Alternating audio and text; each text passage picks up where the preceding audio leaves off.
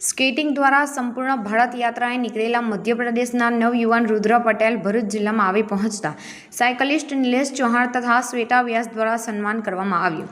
રુદ્ર પટેલે આ ઔપચારિક મુલાકાત દરમિયાન જણાવ્યું હતું કે 9 ઓગસ્ટ 2024ના રોજ મધ્યપ્રદેશના કટની જિલ્લાથી સ્કેટિંગ દ્વારા સંપૂર્ણ ભારત યાત્રાની શરૂઆત કરી 11 રાજ્યોમાં અત્યાર સુધીમાં આશરે રોજનું 70થી 80 કિલોમીટર જેટલું સ્કેટિંગ કરી રહ્યા છે, જે કુલ 22,000 કિલોમીટર જેટલું સ્કેટિંગ કરી આજની યુવા પેઢીને કોઈપણ શારીરિક પ્રવૃત્તિ દ્વારા સ્વાસ્થ્યની જાળવણી માટે સતત પ્રયત્નશીલ રહે તેવા સંદેશ સમાજમાં ફેલાવી સ્વસ્થ અને તંદુરસ્ત જીવનશૈલી અપનાવી સ્વસ્થ ભારતના નિર્માણ માટે કાર્યરત રહેવાનો અનુરોધ કર્યો હતો.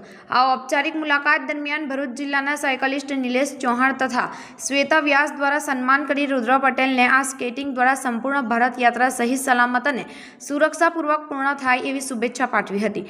રિપોર્ટર યાસીન દિવાન, ગુજરાત અદ્ભુત ન્યૂઝ, ગુજરાતી. નમસ્તે, મારું નામ શ્વેતા વ્યાસ છે અને મારી સાથે બીજા સાયકલિસ્ટ છે નિલેશભાઈ.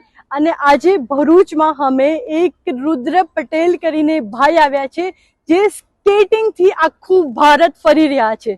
રુદ્રભાઈ મધ્યપ્રદેશના કટની જિલ્લાના છે અને આજે આપણા ભરૂચમાં આવ્યા છીએ, તો અમે લોકો બધા ભરૂચના સ્વામિનારાયણ મંદિર ખાતે એમનું સ્વાગત કરીએ છીએ.